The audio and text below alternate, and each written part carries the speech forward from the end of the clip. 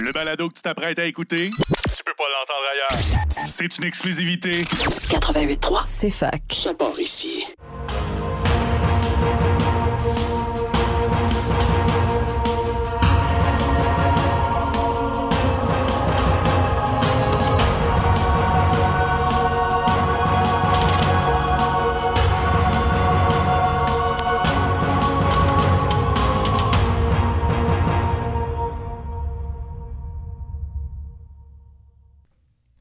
Bonjour à tous et à toutes, bienvenue à un autre épisode du Popcorn de l'Infini, ce troisième épisode qui s'intéresse cette fois aux X-Men.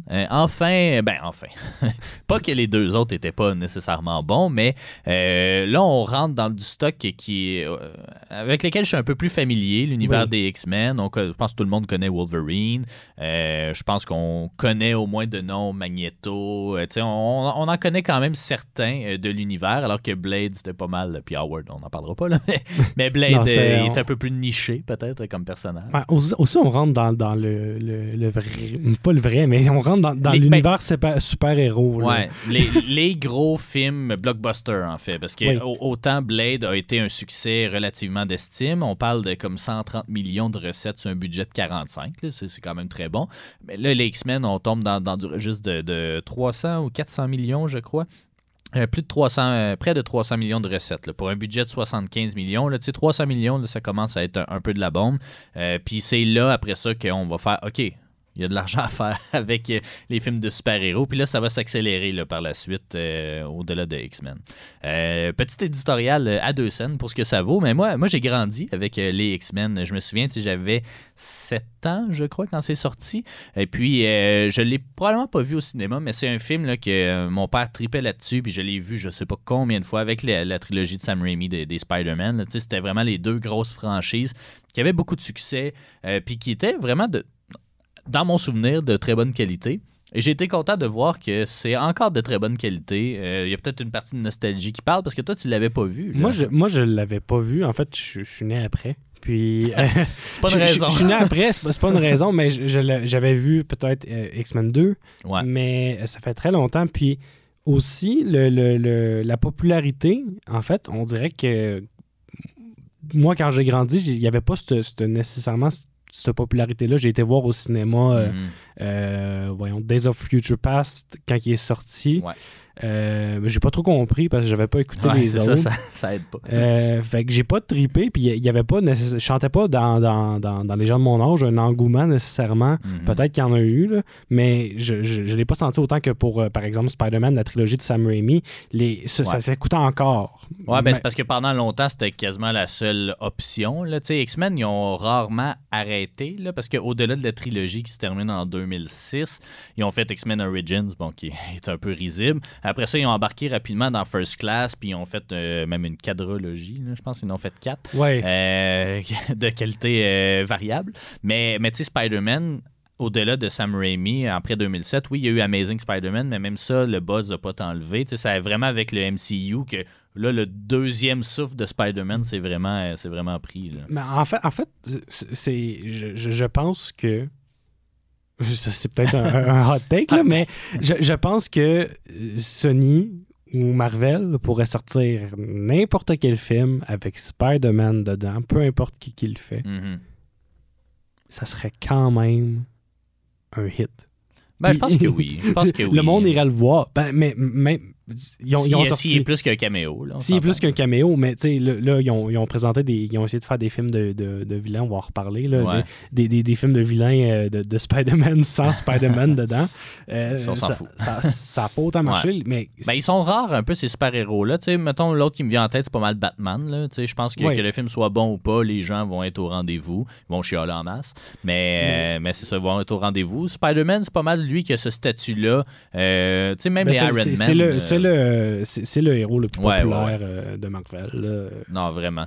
Fait que X-Men, c'est ça, il est canon à cause notamment de Deadpool et Wolverine. Ouais, il y a eu aussi, référence dans Doctor Strange. Je peux te laisser. Vas-y.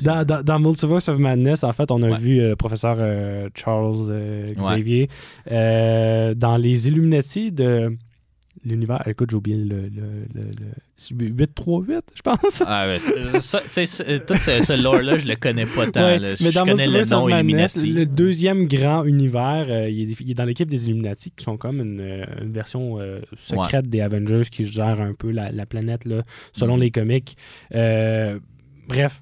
Ouais. Ça pour dire, il est mentionné là, mais ce qui l'a vraiment rendu canon, ça va être Deadpool et Wolverine avec les X-Men en général. Ouais, là, il y a une nouvelle mouture aussi qui est en préparation, puis c'est ça va être intéressant de voir qu'est-ce qu'ils vont en faire.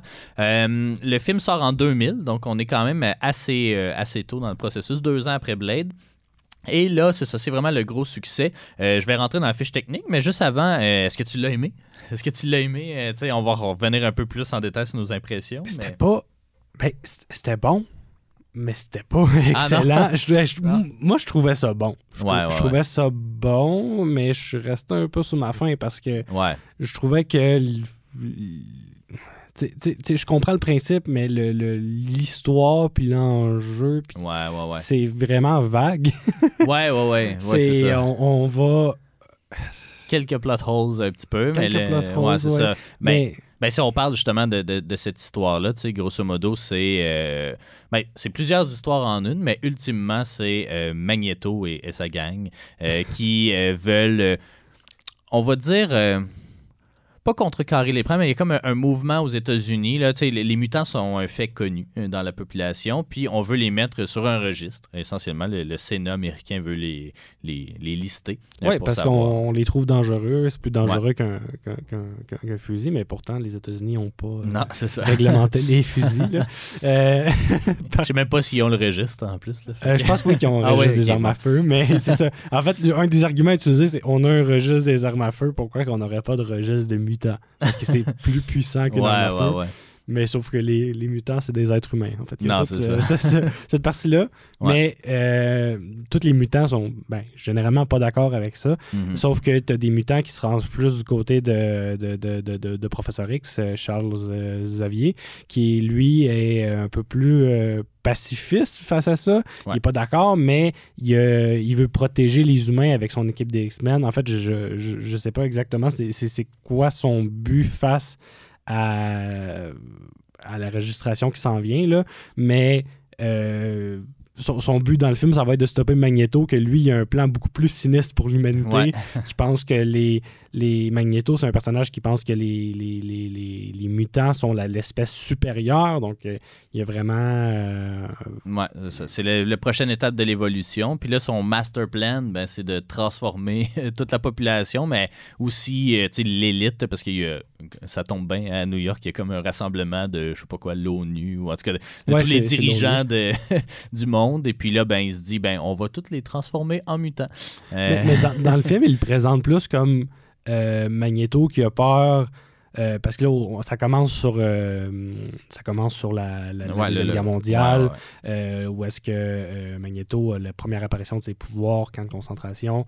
On fait référence à ça pour expliquer la décision de Magneto de vraiment se revirer contre le gouvernement américain par on veut pas répéter l'histoire. Mais on n'a pas vraiment exploré le fait que Magneto, c'est un personnage qui juste simplement pense que les mutants sont une espèce supérieure. On n'a pas visité ça, ce que je pense qui est un élément quand même très important du personnage. Mm-hmm. On va le faire pas tant dans le 2, je pense que c'est dans le 3 où là ça va la question dans le 3 le gros storyline c'est il y a un remède pour se démutaniser puis qui veut le faire versus qui veut pas le faire là. Fait que ça je pense que ces réflexions là sont plus dans le 3 mais oui donc on suit tout ça mais du point de vue en fait de 2 outsiders soit Wolverine et Rogue qui sont justement des nouveaux arrivés qui vont se ranger du côté de Charles Xavier mais qui c'est ça, apprennent en même temps que nous un peu là, cet univers-là des mutants et tout ça. Je vais faire juste vite la petite fiche technique avant qu'on rentre justement dans les comics et tout. C'est un film réalisé par Bryan Singer. Bon, on n'a plus tant le droit de dire son nom parce que c'est un pédophile, mais c'est ça, c'est le réalisateur. Il va faire le 2, en fait, X-Men 2. Et il va faire Days of Future Past. Les autres, il ne les fera pas. On l'a embauché principalement parce qu'il avait fait The Usual Suspects 3-4 ans avant. Puis c'était un autre film aussi où il y avait comme 5-6 personnages moyennement principaux. Là. Fait que je pense qu'il avait prouvé qu'il était capable de gérer un ensemble cast. Parce qu'il y a beaucoup de personnages. Ils ne sont pas tous aussi importants dans ce premier film-là que dans les autres. Là. Mais évidemment, il y a Patrick Stewart qui joue Charles Xavier. Il y a Ian McKellen qui joue Magneto. Hugh Jackman, évidemment. Il n'y a pas d'autre Wolverine que Hugh Jackman. Famke Janssen qui joue Jean Grey. Halle Berry qui joue Storm. On a... Anna Paquin qui joue Rogue. On a aussi celui qui joue Cyclope, c'est James Marsden. On a vraiment un très, très gros cast. Puis, audacieux. Oui, audacieux. Puis aussi dans un film, là, moi, c'est ça qui me frappe un peu plus. Un film très, très court, 1h45. Parler autant de personnages, développer, c'est ça, toutes ces histoires-là en parallèle. Je trouve que ça le fait de façon très efficace. Je vais y revenir un peu plus tard quand même là, dans ma critique en bonne et due forme du film. Mais c'est écrit également. Là, c'est ça. C'est une production assez houleuse parce que le film devait... les droits ont été achetés comme dans les milieux des années 80. C'était James Cameron qui était supposé en faire une version. Finalement, on y a fait miroiter le fait qu'il allait pouvoir réaliser les Spider-Man, donc il s'est détaché du projet. Il ne va pas faire les Spider-Man non plus par la suite, le Spider-Man. Mais c'est ça, il y a eu 6 ou 7 writers, plein d'histoires différentes qui sont arrivées, notamment de Christopher McQuarrie, qui est bien connu maintenant pour gérer la franchise Mission Impossible. Puis Joss Whedon aussi, qui va réaliser les Avengers, qui va écrire certains films Marvel du MCU à proprement parler. Mais celui qui est crédité officiellement, c'est David Hayter, qui n'a pas fait grand-chose, en fait, en termes de scénario. Il a écrit le scénario de Watchmen, de l'univers DC. DC.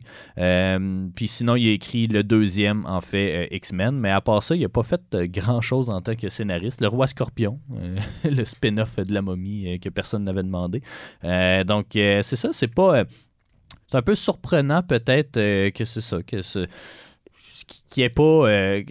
a donné un film aussi bon quand il y a eu autant de scénaristes qui ont été impliqués. On a pris des éléments à gauche puis à droite, puis ultimement, on s'est basé sur aucun des comics. Là, mais pour le X-Men 1, non, on s'est basé sur aucun des comics. C'est une histoire qui est pas à 100% originale parce que ça démontre comme les débuts de plusieurs personnages. Ouais. Mais c'est une adaptation. Puis je trouve qu'on en reparlera plus tard, mais en termes d'adaptation, c'est bien fait. Mm-hmm. C'est une adaptation générale, introduction de personnages beaucoup plus concentrée là-dessus. Ouais. Mais c'est intéressant. La majorité de ces films-là sont des X-Men ont été tournés au Canada. Oui, ça aussi. Yes, on est. Yes. Wolverine est canadien d'ailleurs dans les comics. Puis apparemment qu'il a fallu qu'ils se battent parce qu'évidemment les studios voulaient en faire un Américain en bonne et due forme.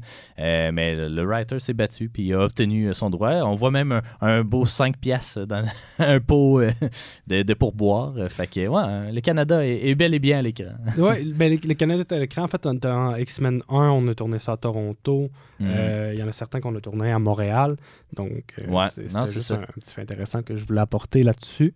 On peut rentrer peut-être justement dans la partie comics avant d'entrer dans nos impressions du film. On va aller en petite pause publicitaire juste avant. Puis au retour, c'est ça, David, tu nous fais un petit topo sur l'origine des X-Men aux comics. Donc, je vous rappelle, vous êtes au Popcorn de l'Infini sur les ondes de CFAC 88.3 FM.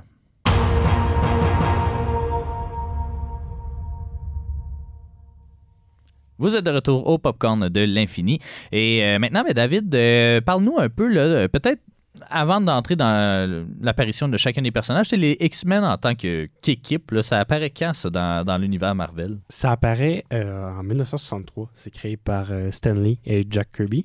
C'est le premier qu'on aborde au podcast. C'est ça qui est fait par Stan Lee. Oui, puis j'ai demandé pourquoi...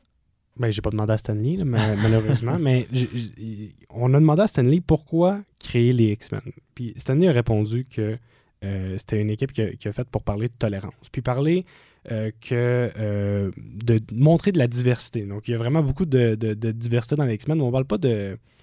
On parle de diversité un peu. Il y a des X-Men qui ont tous des looks différents. Là. Ouais. C'est ça. On peut... Des fois, c'est des mutations qui affectent le physique. D'autres fois, ça paraît pas, mais c'est ça. Ils ont d'autres...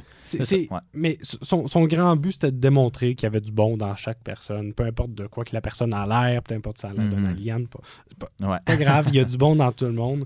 Puis c'est ça le parallèle qu'il voulait faire en créant les X-Men avec Jack Kirby. Puis le premier X-Men, la première série des X-Men est sortie en 1963. Je l'ai lu. Mais cette histoire-là, c'est l'introduction de Jean Grey dans l'équipe des X-Men. Donc, à cette époque-là, il n'y a pas Wolverine. Il y a Hank McCoy, la bête, Cyclops, t'as pas Storm non plus. T'as Magneto, Professeur X. Donc, t'as vraiment les X-Men de l'origine. C'était vraiment ceux-là. Il n'y avait pas de Wolverine. Wolverine est apparu beaucoup plus tard. Mais... Et même pas dans les X-Men, d'ailleurs. Même pas dans les X-Men, non. Il est apparu, mais il n'a pas rejoint les X-Men avant un bout. Mais c'est ça, c'est l'introduction de Jean Grey, appelée dans les comics Marvel Girl, à l'équipe des X-Men, puis elle découvre un peu l'Institut.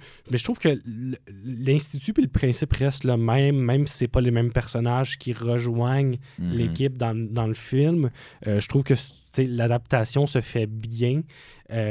Par contre, on n'a pas vraiment exploré le personnage de Jean Grey autant. Je sais qu'on va le faire dans les prochains films, mais c'est quand même un personnage qui est important. Puis je trouve qu'il était pas vraiment dans son personnage. Jean Grey dans ce film-là n'était pas dans son personnage du tout. Elle était un personnage un peu de la bête. Ça, elle a comme plusieurs chapeaux. Là. D'un côté, c'est comme la Professeur Xavier II, parce qu'elle a à peu près les mêmes pouvoirs que lui. C'est le love interest de Wolverine et de Cyclops. Puis il y a étonnamment beaucoup de scènes qui se passent dans un hôpital / une salle d'opération. Fait que c'était comme la médecin de service aussi. Là. Mais t'as parlé que Wolverine n'était pas apparu dans les X-Men. T'as raison. J'ai noté 3 quand même bonnes différences entre... les comics et le film. Okay. Puis, en premier, j'avais noté que Wolverine n'était pas dans les X-Men au départ. En fait, il est apparu presque 11 ans après, je ne me trompe pas. Il est apparu...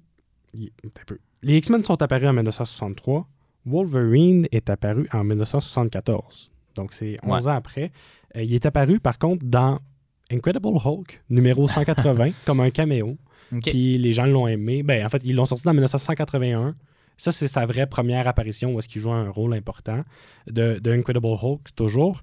Donc, puis les gens l'ont aimé. Après ça, il est resté. C'est un personnage qui est resté. Souvent, dans les comics, ça va être ça. C'est un personnage qui va apparaître sur un caméo, sur un autre comic qui n'est pas son comic. Puis les gens vont l'aimer, fait qu'il va revenir. En gros, c'est comme ça qu'ils testent des personnages. Tu vois...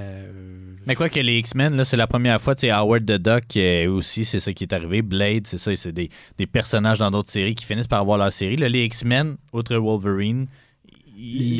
c'est ça. Les X-Men ont été créés. C'était les têtes d'affiche de leur C'était la tête comics, d'affiche. Ils sont apparus. Ça a été un saut dans le vide pour Stanley, mais en même temps, il n'a pas manqué son coup. Puis j'imagine que c'est comme un espèce de parallèle. Tu sais, je pense qu'il aimait bien ça, les team-up. Je sais pas trop quoi. Parce que les 4 Fantastiques apparaissent à peu près dans le même temps, au début des années 60. Non, les 4 Fantastiques sont apparus avant. Je sais pas la date exacte, mais c'est la première équipe de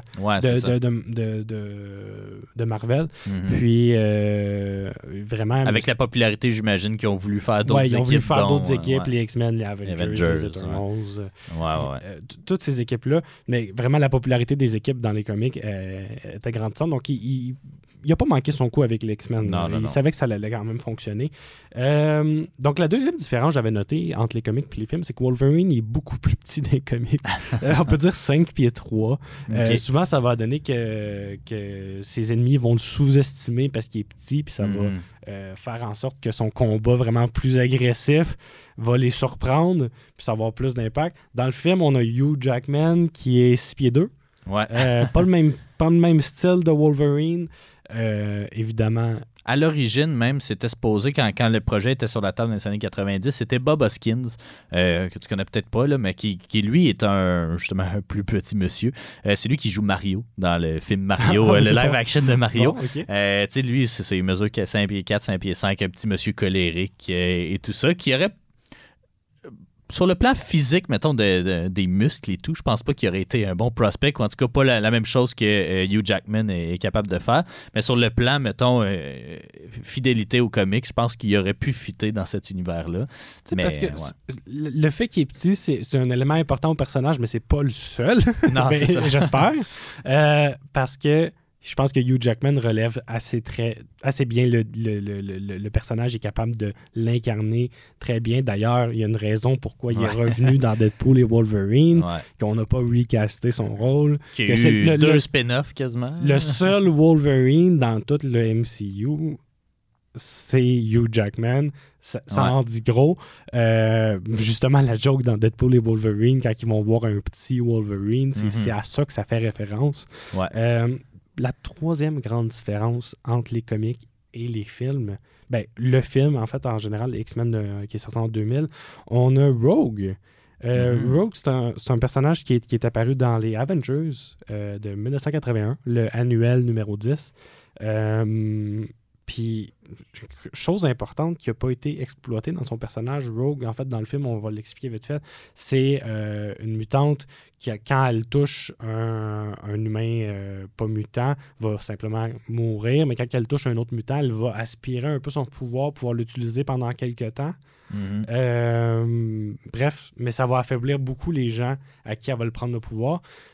Puis, dans le film, elle est là, en fait, c'est Magneto qui l'utilise pour le mettre dans sa machine qui va transformer l'élite new-yorkaise en mutant au lieu de se mettre lui-même dans la machine. Je trouve que dans le film, c'est à ça qu'elle sert. Puis ça aussi, il y a une relation un peu paternelle avec Wolverine. Bref. Mais je vais revenir sur cet aspect-là tantôt, mais qu'on parle du film à proprement parler, parce que j'ai pas détesté ça, puis je comprends peut-être le changement de focus entre Jean puis Rogue. Tu sais, Rogue va avoir une importance vraiment moindre dans les autres films aussi, là, fait que je pense qu'on a atteint son potentiel avec ce film-là. Mais justement, il y a plein de potentiel qu'on n'a pas tapé parce que le film oublie carrément ses pouvoirs les plus importants dans les comics. En fait, de base, Rogue, dans les comics, a les mêmes pouvoirs que dans le film, du moins une version des pouvoirs. Par contre, il y a quelque chose d'important qui se passe pas, c'est que Rogue va absorber les pouvoirs dans les comics de Carol Danvers. On la connaît comme Captain Marvel dans le MCU. Dans les comics, c'était Miss Marvel avant d'être Captain Marvel. Bref, va absorber ses pouvoirs à elle de façon permanente, donc va pouvoir voler et avoir une force surhumaine. C'est ce qui fait de Rogue une des plus puissantes des X-Men. Mais pourquoi est-ce qu'elle absorbe ce pouvoir-là puis qu'elle le conserve sur le long terme? Écoute, je pourrais pas te le dire. Il est sûr qu'il y a une technicalité qui fait qu'elle le conserve, mais ça devient juste une mutante majoritairement plus puissante que beaucoup d'autres mutants. Simplement parce qu'elle conserve ce pouvoir-là. Elle peut voler, littéralement.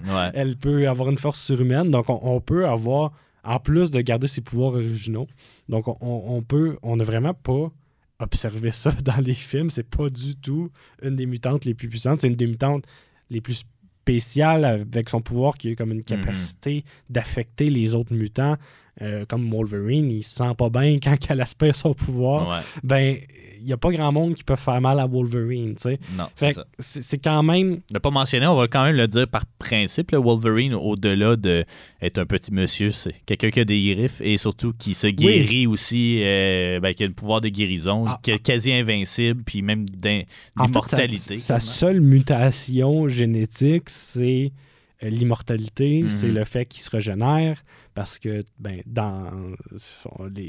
on va l'apprendre plus tard, là, mais dans les faits, tout le reste, c'est ce qui a été implanté par Stryker. C'est ça. Bref, tout ça pour dire, c'est les trois grandes différences que j'ai vues entre les comics et les films. Ça, puis, il y a des choses évidentes, là, les costumes. On a le spandex jaune, on a des références au spandex jaune dans le film. Par contre, les costumes, je les ai pas trouvés tant éloignés de ceux des comics, dans le style, honnêtement, la couleur secondaire, la couleur principale, en fait, c'est un uni bleu un peu dans les films. Dans les comics, on a ce bleu-là dans les costumes. Donc, vraiment, ça m'a pas choqué de voir ces costumes-là. Bon, il manquait le jaune iconique. Ouais, c'est ça. Il manquait vraiment le jaune qu'on va revoir dans Deadpool et Wolverine avec Wolverine. Mais pour un film, je trouve que l'important du costume, c'est pas nécessairement le comic accuracy, comme on peut dire, parce que les comics, c'est fait pour être plein de couleurs qui flashent. Les films, ça peut pas avoir juste des couleurs qui flashent. Ouais, c'est ça. Donc, c'est vraiment deux médiums différents. Donc, une adaptation a le droit, selon moi, d'avoir des costumes différents. Là. Captain America, c'est un bon exemple. Tout ça pour dire, la grosse différence aussi, c'est l'équipe principale. Comme je disais, les comics des X-Men de début par Stan Lee de 1963 n'avaient pas Wolverine dedans, qui est un personnage principal. Dans le film, c'est un personnage principal, en fait. Je dirais même que l'emphase est mise sur lui, puis Professeur X, Magneto aussi. Mais en général, ça va ressembler à ça, les grosses différences. Puis, tu sais, Magneto, on n'a pas parlé tant du crew de Magneto parce que c'est pas mal lui qui est au centre de ce crew-là. Dans le film, il y a comme une galerie de vilains aussi, un peu anonyme, là, je dirais. Il y a Sabretooth qui revient, me semble, dans Deadpool et Wolverine. Oui, il revient dans Deadpool et Wolverine un peu en joke. Ouais, c'est ça. Pardon, mon Dieu. Il y a Toad aussi, qui est joué par Ray Park. Là, vous connaissez peut-être pas, là, mais c'est lui qui joue Darth Maul dans les Star Wars. Là, celui avec la face rouge et noire. Il y a Mystique, qui est quand même est présente là, mais en tant qu'acolyte, mais son arc narratif va prendre de l'expansion dans le 2 puis dans le 3. Là. Fun fact, la première apparition de Mystique, c'est dans Miss Marvel. Miss Marvel, qui était pas mal plus reliée aux X-Men dans les comics.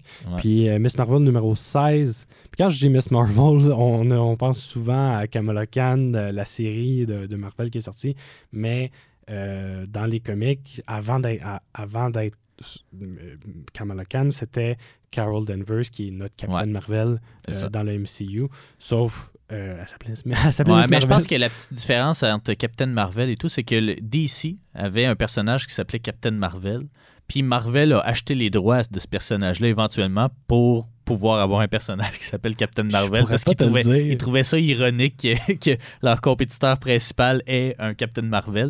Fait que je pense que c'est ça, puis ça s'est comme fait un peu sur le tard, cette acquisition-là. Même aussi, en fait, moi, la seule raison que je connaissais pour le fait que Carol Danvers c'était Miss Marvel et non Captain Marvel, j'avais écouté le film avant de lire les comics, c'est qu'il y avait déjà un Captain Marvel masculin, c'était un Kree.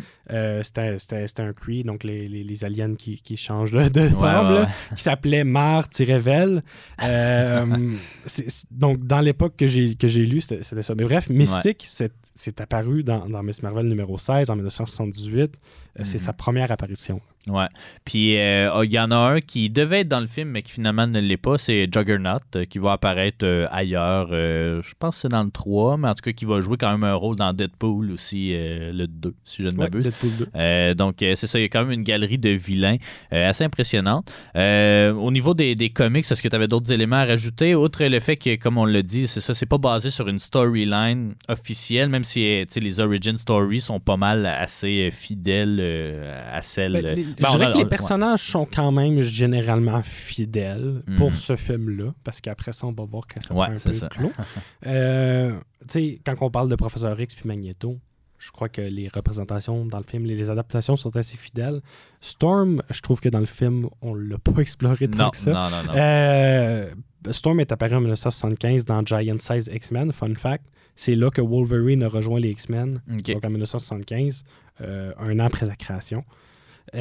Puis dans le sabre, je sais que on va en reparler dans d'autres films. Sabretooth en anglais est apparu dans Iron Fist en 1977, Iron Fist numéro 14. Donc c'est ça, ce que je disais là, qui apparaissait dans d'autres comics, c'est généralement ça. Puis des fois, Marvel avait souvent la tendance à ce personnage est populaire, ok, c'est rendu un mutant. C'est vraiment. On se cassera pas trop la tête sur l'origine, là. L'origin story, c'est comme. Ils vont carrément tuer un personnage. Ils l'ont fait il y a quelques années, ils ont tué. je vais pas spoiler le monde qui veut lire les comics, là, mais ils ont tué un personnage qu'on connaît et qu'on aime pour le réanimer plus tard sous une autre origine. Sous une autre origine, ce que je veux dire, c'est au lieu que ses pouvoirs deviennent génétiques, ses pouvoirs deviennent... cette personne-là devient un mutant. C'est ça. C'était pas un mutant, elle est morte, puis là, elle revient comme mutant. Oui, c'est ça. Je dirais pas c'est qui, parce que je veux pas spoiler. Faites vos recherches. Faites vos recherches. On parle du film. Oui. Pourquoi pas? Je serais curieux, parce que moi, c'est ça, j'ai plus de positifs que de négatifs à dire de ce film-là, puis c'est un peu dur pour moi de se détacher peut-être de l'espèce de nostalgie que je vis à chaque fois que je regarde lui, et même le 2 aussi, là, que j'avais bien apprécié. Bon, le 3 est un peu le mal-aimé, là. Mais moi, je trouve que c'est un film très, très, très, très complet et très ambitieux pour pour la durée. Là. Un film en bas de 2 heures de super-héros, il y en a à peu près pas. Là. Vite comme ça, je pense à Incredible Hulk. Oui. Peut-être un Thor, à un moment donné, peut-être le premier Thor, je sais pas trop, là, mais ça existe plus des films en bas de 2 heures de super-héros. Mais surtout un film sur une équipe. Là. Ouais, je trouve ça très ambitieux, ces personnages-là, sans aucune origine télé ou... On fait l'origin story des personnages plus importants. T'sais, on n'a pas fait celle de Jean, alors que pourtant, c'est la première dans les comics. On va la faire plus tard. Mais on fait même pas celle de Wolverine, essentiellement. On fait celle de Rogue et on fait celle de Xavier / Magneto. Là. Mais c'est à peu près ça. On se concentre vraiment sur l'essentiel. On se concentre sur l'essentiel, puis on va y revenir pour les origines plus tard. Par contre, j'ai dit les origines télé. Il y en avait des origines télé, des origines cinéma plus. Mm-hmm. Donc, on lance vraiment ces personnages-là dans le vide. Mais ce que je trouve, c'est que oui, c'est ambitieux. Par contre, je me retrouve un peu laissé sur ma faim. Je sais que dans les prochains films, ils vont régler tout ça. Mais je trouve que Storm, ça manquait ça manquait d'informations mystiques. Ça manquait d'informations dans le sable. Ouais. On le sait pas que c'est le demi-frère. Je sais même pas s'il dit une phrase. Ah oui, il dit... oui, il parle un peu, mais... crie, ou je sais pas, essaie de crier, puis après ça, tu me dois un cri, je sais pas trop, à Storm. Mais tu sais, c'est très générique. C'est très générique, on dirait qu'il parle presque pas, puis moi, j'ai peut-être manqué le bout où est-ce qu'on sait que c'est le demi-frère de Wolverine. Là. Non, je pense que c'est dans Origins qu'on en parle. Pourquoi qu'on n'en parle pas?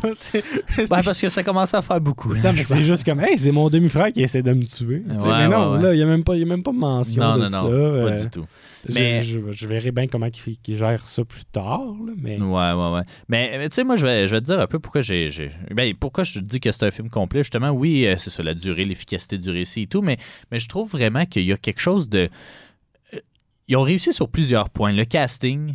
Premièrement, là, tu sais, j'imagine, tu sais, il y a Michael Fassbender qui joue le jeune Magneto un peu, mais tu sais, Ian McKellen, c'est sûr que c'était une grosse année pour lui, parce qu'il y a Le Seigneur des Anneaux aussi qui sort pas trop longtemps après, fait que tu sais, c'est Gandalf et Magneto, là, tu sais, c'est comme, Ian McKellen, il avait 40 ans d'expérience quand il fait ce film-là, mais c'est pour pas mal ces 2 rôles-là qu'on va se souvenir de lui.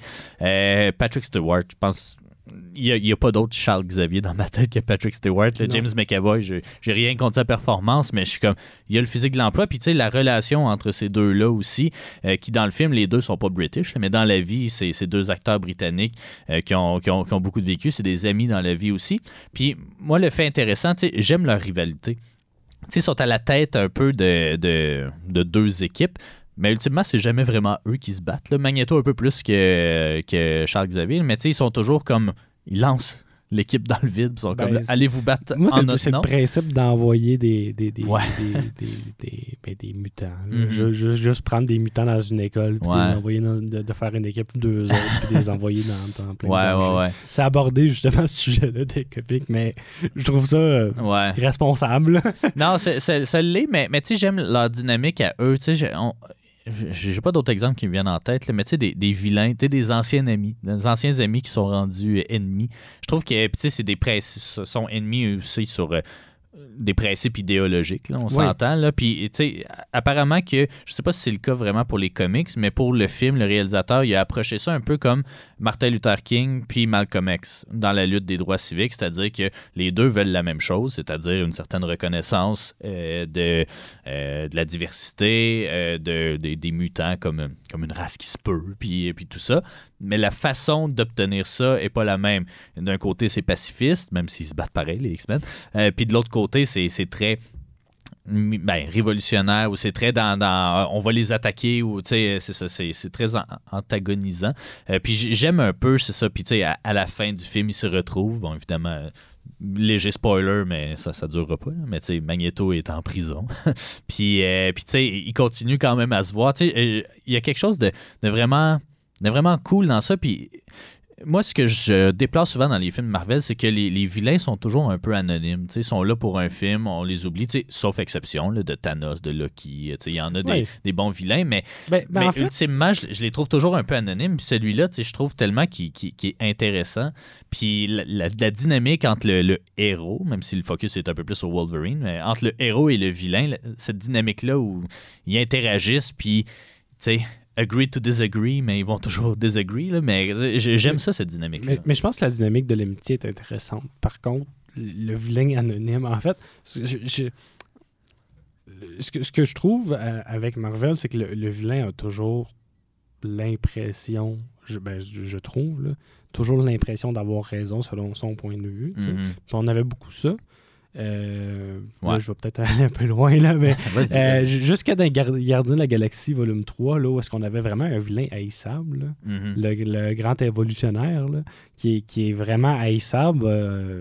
Il n'y a aucune... C'est juste un vilain qui n'a pas d'allure.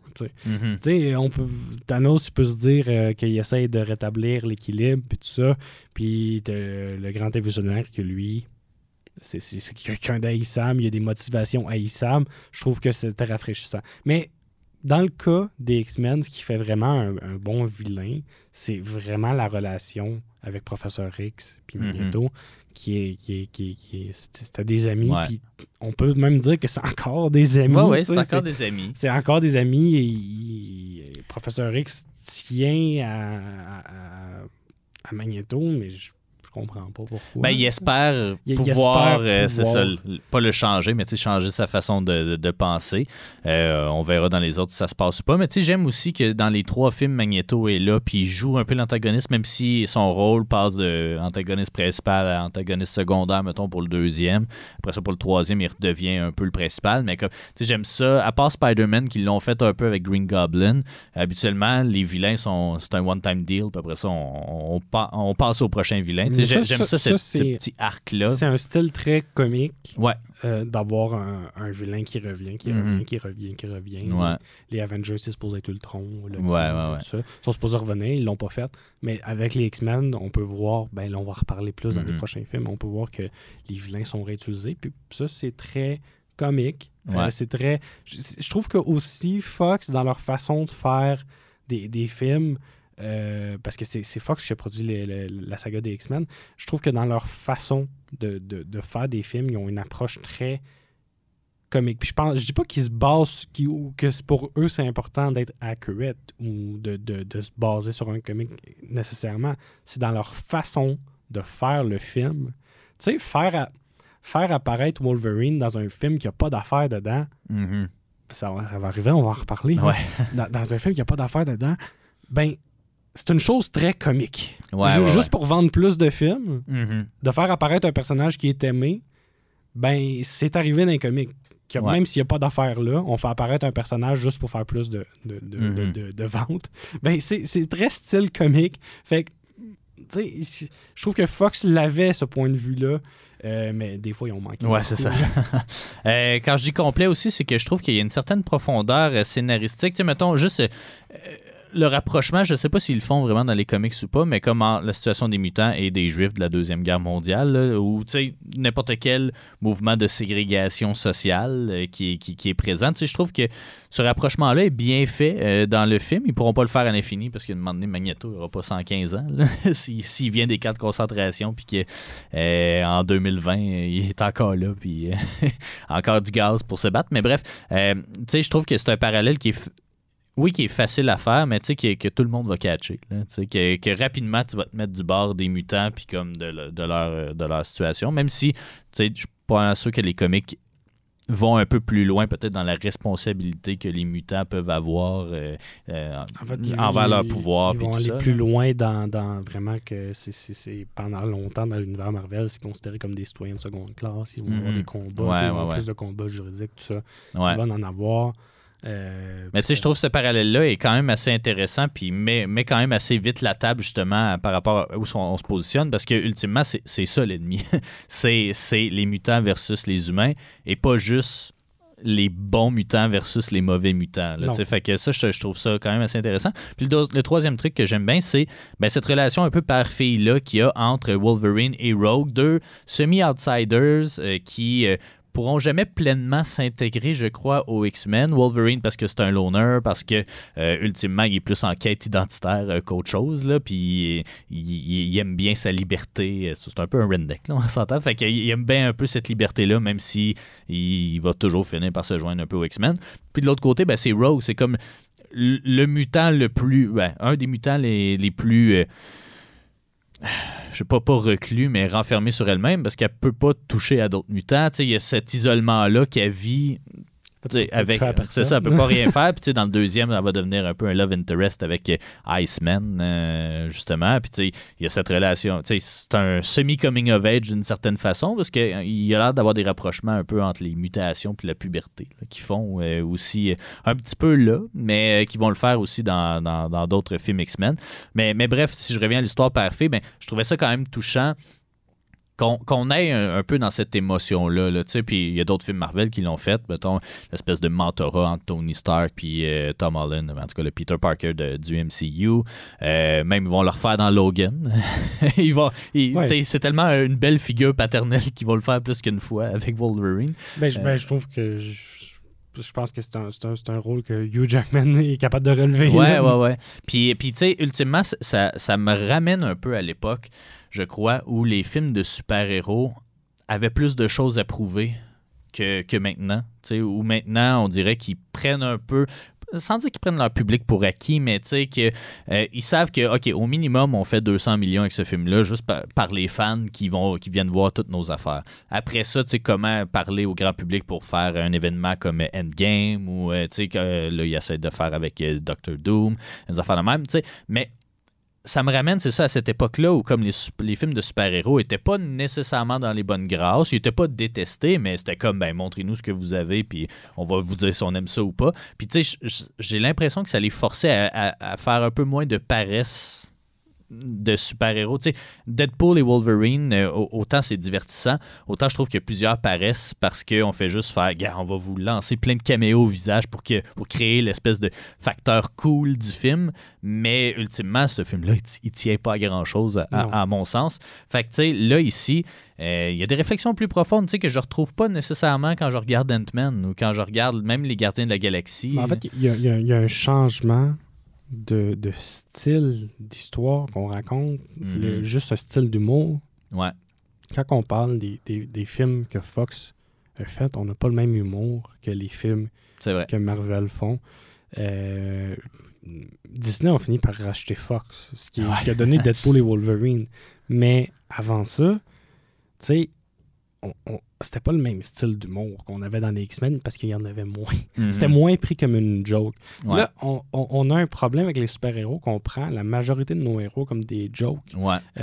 Hulk, majoritairement, c'est une joke. Même Thor, maintenant. Thor a commencé sérieux, puis là, il est plus là. Ils ont essayé de faire un super-héros sérieux, puis ils l'ont gardé pendant 2 films. Après ça, hop, il redevient un peu une joke. Dans Love and Thunder, j'ai pas haï Love and Thunder, mais tu sais, j'ai pas haï Ragnarok non plus, mais il y a moyen de faire des super-héros intéressants qui sont pas juste de l'humour. Tu sais, tu peux faire les Gardiens de la Galaxie dans le style de Marvel, ça marche super bien.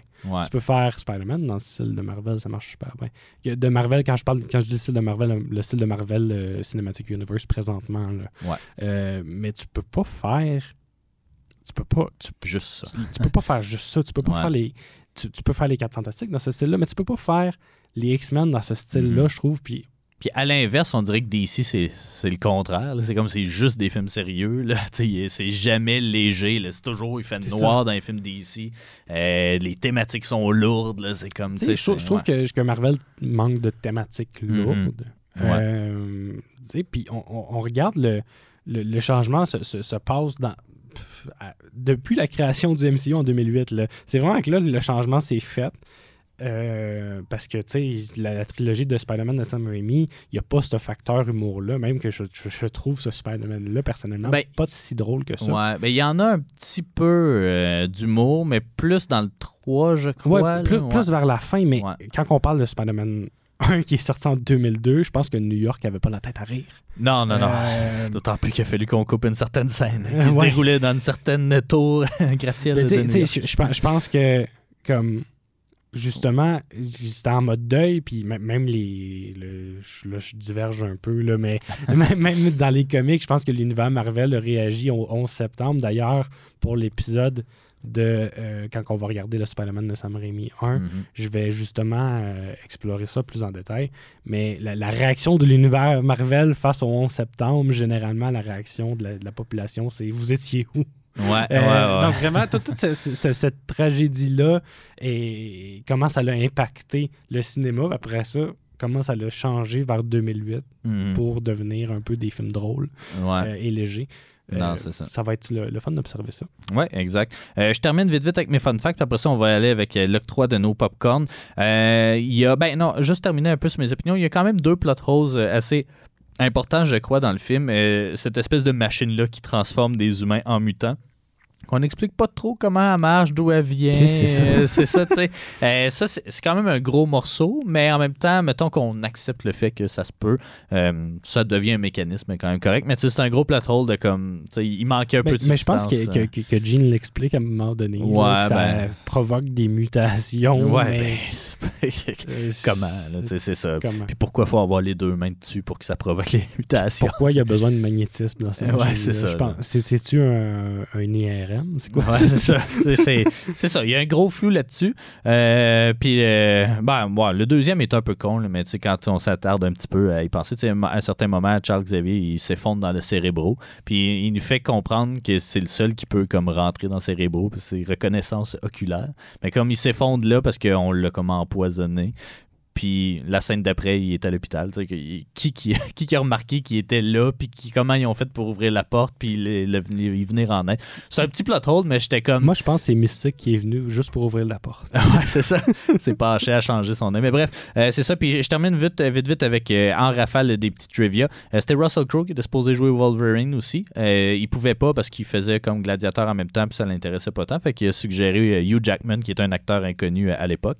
Je pense que ça a changé la carrière de Hugh Jackman et des films de super-héros en général. Nathalie Portman aussi devait jouer Rogue. Finalement, elle s'est désistée du projet. Qu'est-ce que j'avais d'autre aussi? C'est à peu près ça. Là, ultimement,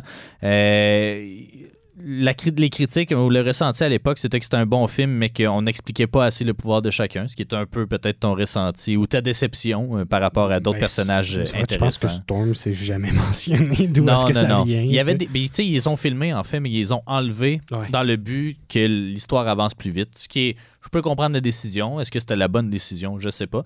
Mais il avait fait une scène où elle était au Kenya, justement, puis qu'elle a ses pouvoirs. Même chose Cyclops. Je pense que Cyclops, tu peux comprendre. Ouais, c'est ça. Quand il ouvre ses yeux, ils vont le faire à un moment donné dans Non, pas dans First Class, mais en tout cas dans la nouvelle mouture des X-Men. Fait que il y a une rédemption, d'une certaine façon. Ouais, non, mais je pense que comme il manquait des éléments pour un premier film. Ouais. C'est ça. Puis Gambit devait être là aussi, puis finalement, ils l'ont retiré. Il va être là dans X-Men Wolverine Origin, X-Men Origin en tout cas. Mais c'est ça. Donc, ultimement, c'est un très bon film. C'est un bon film. Moi, je l'ai peut-être plus aimé que la moyenne parce que ça me ramène dans des zones nostalgiques et tout ça. Mais ultimement, je pense qu'on s'entend que c'est un film quand même de qualité puis qui qui a quand même bien vieilli, somme toute, à part le générique d'intro qui est très Spider-Man aussi, là, début 2000. C'est très 2000. C'est ça, très digital avec des webs partout. Ils ont commencé à pouvoir faire ça, fait qu'ils l'ont fait. Ouais, c'est ça. Ils se sont pas demandé s'ils devraient. Puis peut-être un petit mot, une finale un peu très à la Hitchcock, là, c'est pour les cinéphiles d'entre vous. Là, Hitchcock aimait bien ça, faire la scène finale de son film dans un monument bien connu, que ce soit le mont Rushmore, que ce soit le Golden Gate à San Francisco. Ben là, c'est la Tour Eiffel. C'est la Statue de la Liberté, qui est aussi... C'est proche. Je sais pas s'il y a un petit message là-dessus ou ça, mais tu sais, c'est souvent un symbole d'immigration quand même assez fort, parce que quand les immigrants arrivaient aux États-Unis, c'est la première chose qu'ils voyaient, parce que le port d'entrée, c'était celui de New York. Donc, il y a un message quand même sur l'immigration, je crois, dans ce choix-là d'avoir campé la finale dans la Statue de la Liberté. Il y a aussi que Wolverine détruit la Statue de la Liberté. Une partie, un beam. Juste un beam, mais sans aucune raison de le faire. Non, c'est ça. Moi, j'ai pas vu la raison. Je l'ai juste vu le pour faire. Pour être badass. Mais c'était juste badass message. On s'en va en pause publicitaire, puis au retour, c'est l'octroi de nos fameux popcorn. Donc, restez des nôtres.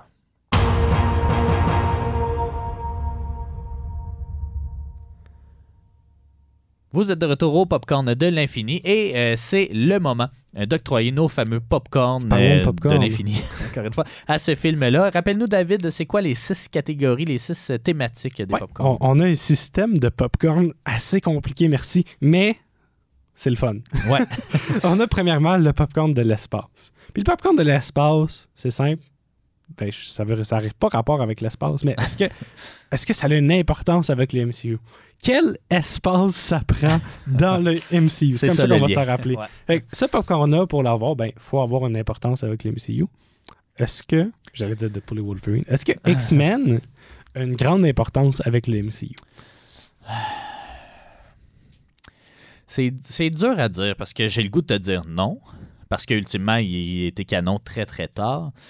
Mais comme, tu sais, je crois honnêtement avec les Spider-Man de Sam Raimi, je crois vraiment que c'est dans la tête des gens comme les comics à l'extérieur du MCU, tu sais, les bons films de comics à l'extérieur du MCU.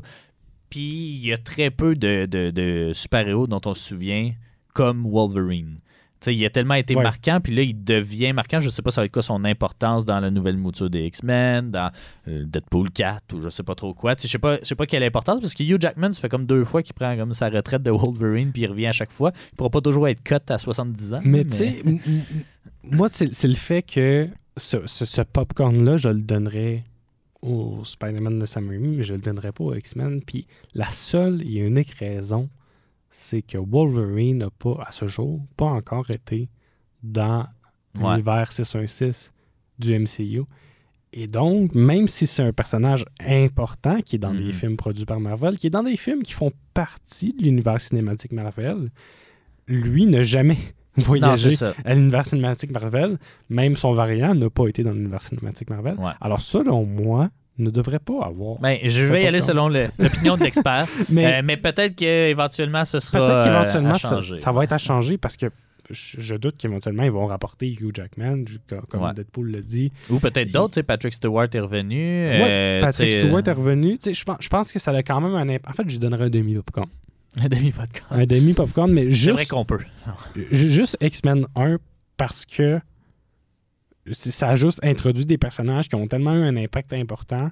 Ça l'a apporté, justement, tu me rappelles Patrick Stewart dans le rôle de Charles Xavier, mais il n'a toujours pas travaillé il n'a toujours pas traversé dans le 616. Par contre, je pense que je donnerais un demi parce que ça a quand même une importance. Il faut quand même savoir en général c'est qui pour bien apprécier le MCU. Je pense que oui, un demi-popcorn. Sachant que les Deadpool 1 et 2 sont redevenus canon, ils font une très brève apparition, je pense, dans Deadpool 2. Mais quoi que c'est la nouvelle mouture des X-Men. Bref, en tout cas, un demi-popcorn, on peut s'entendre là-dessus, mais en tout cas, probablement juste parce que pour que le podcast il vieillisse mieux. Parce ça. Que Wolverine va sûrement revenir d'une quelconque façon. Wolverine, les X-Men en général. OK, bon. Popcorn de la réalité. On parle du réalisme du récit. Est-ce que c'est un récit réaliste? Est-ce que si... en fait, je vais te poser la question différemment pour ce film-là. Je vais adapter cette question-là pour te dire, est-ce que s'il y avait des mutants aux États-Unis, est-ce qu'on ferait de la ségrégation contre eux? C'est sûr. Est-ce qu'on les on en fait contre les humains, je vois pas pourquoi on n'en ferait pas contre les mutants. Est-ce qu'on voudrait les enregistrer? On irait jusque-là? Certains gouvernements iraient jusque-là. Puis j'ai l'impression, malheureusement, que le film les thématiques sont redevenues d'actualité un peu avec l'élection d'un certain président.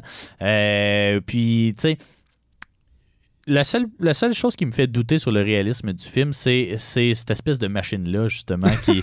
c'est un gros plot hole quand même. Là. C'est un gros stretch de faire comme, gars, on a une machine qui transforme les gens en mutants. À partir de là, qu'est-ce qu'on fait avec? Il y a juste ce bout-là. Là, le parallèle, je trouve qu'il se fait moins d'immigration dans ce cas-ci. C'est pas des immigrants qui vont transformer les autres en immigrants. C'est ça, là, c'est la transformation. Là, mais je pense qu'ultimement, j'y donnerais le réalisme, là, parce que c'est... Ah ouais? Puis, moi, je me suis dit, on n'irait pas jusque-là, mais même temps... Tu penses vraiment qu'on n'irait pas jusque-là? Moi, dans la vie, je suis très optimiste. Ah oui, mais qu'est-ce qui te donne l'optimisme dans la vie? Il n'y a rien. Je suis toujours optimiste que quand on va faire une erreur, on va s'en rendre compte. Mais même là... c'est pas arrivé dans l'histoire. Il y a une partie de moi qui est optimiste, qui dit qu'on a appris de l'histoire, puis une partie de moi qui n'est pas optimiste, qui dit que si on l'a fait avant, on peut le refaire encore. Ouais. Puis le parallèle avec l'Holocauste est quand même fort dans le film, là, c'est-à-dire comme, allez-vous refaire la même chose qu'avant? Puis, là... Ça fait penser. C'est ça. Un demi, encore une fois, peut-être? Je sais pas, non? Ça serait 0? Honnêtement, en parlant avec toi, j'en donnerais un complet parce que, justement, je pense que tu as raison. Je pense que s'il y avait des mutants, j'ai le goût d'être optimiste. Je pense que le premier réflexe, ce serait de faire comme, OK, où est-ce qu'on se... Tu sais, l'esprit de survie, entre guillemets. Tu sais, mettons que le premier mutant qu'on voit, c'est un méchant mutant. Tu sais, ça va se poser la question de comme, OK, comment est-ce qu'on deal avec ça collectivement? Il pourrait avoir 200 mutants, 10 problématiques, puis les gens compareraient tous les mutants aux problématiques. Je pense qu'on le voit déjà, ça. Mm-hmm. On le voit déjà dans la société canado-américaine. Je pense, juste européenne aussi. 200 personnes, il y en a 10 qui sont problématiques. On compare les 200 aux 10 qui sont problématiques. Parce que c'est eux qui prennent l'espace médiatique. Donc, je pense que oui, il y a le popcorn de la réalité. On verra si les autres ils sont réalistes ou pas. Là. Mais je pense qu'il y a quand même un effort aussi de l'ancrer aussi dans l'histoire, entre guillemets. Oui, c'est ça. Ils ont fait des parallèles. Ouais, c'est ça. Je crois que on va enchaîner rapidement. Le temps file. Troisième. Parfait. Troisième, c'est le popcorn du pouvoir. Donc, la qualité des scènes d'action, les effets spéciaux, à part l'introduction. Ouais. Moi, je trouve que c'était quand même bien. Ouais, moi aussi, je trouve que ça a quand même bien vieilli. Il y a des scènes assez mémorables, celle où Magneto a les guns de tous les policiers puis menace de leur tirer. Tu sais, c'est une scène très, très simple, mais assez efficace. C'est impressionnant. Efficace. Non, moi, je suis d'accord, je donnerais ce popcorn-là. Au niveau de l'arme, le respect de l'arme du matériel source. C'est toi qui... moi, ce niveau-là, pour même toutes les différences que j'ai expliquées, ça reste quand même une bonne adaptation. Ça reste une adaptation, mais une très bonne adaptation. Ils n'ont pas mis l'emphase sur être comique accurate, ils ont juste mis l'emphase sur faire un bon film, une bonne adaptation, puis ils l'ont bien fait. L'essence. Je trouve que ça respecte l'essence des personnages qui sont là, malgré les changements de personnages, puis tout ça. C'est pas... Je trouve qu'il aurait vraiment pu faire pire. Puis je pense qu'on respecte l'âme. Donc oui, il y a le popcorn de l'âme. Yes. Et le popcorn de l'esprit. Est-ce que tu as eu du fun à regarder ce film-là, Alexandre? Moi, j'ai eu du fun, mais c'est dur de m'en détacher justement parce que l'aspect nostalgique et tout est bien présent. Fait que je dirais plus toi. Moi, j'ai eu du fun. Fait que oui, non. Je pense que c'est un bon film. Aussi. Puis dernier, est-ce que c'est un film qui est intemporel? Oui, je pense que oui. Encore une fois, je pense que c'est des thématiques assez universelles, malheureusement. Je trouve qu'il a bien vieilli, il n'est pas quétaine.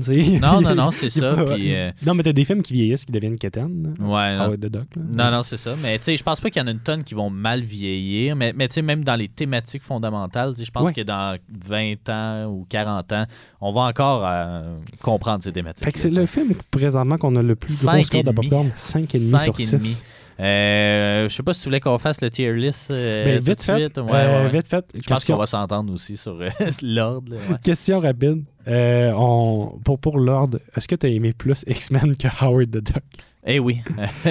Mais moi aussi. Ben, à date, c'est vraiment un crescendo là, qu'on vit. Tu sais, Howard the Duck était horrible à sa façon. Blade était un bon divertissement. Là, X-Men en est un meilleur encore. Fait que c'est ça. C'est une pente ascendante en termes d'appréciation. On verra si Blade 2, qui est notre prochain épisode, en fait, on verra si lui aussi peut poursuivre la lancée. Notre classement reste le même. J'ai hâte qu'on diverge d'opinion. Mais je pense que X-Men est quand même ça va arriver parce que je je suis pas un grand fan du MCU en général. Fait que, là, on est dans les bons films. On fait un podcast sur le MCU et on n'est pas des fans. J'en parlerai dans un autre podcast. Donc voilà, c'est ça. 5 popcorn et demi pour X-Men. Prochain épisode, c'est Blade 2 réalisé par Guillermo del Toro. Et voilà, merci d'avoir été à l'écoute du Popcorn de l'Infini. On se voit au prochain épisode.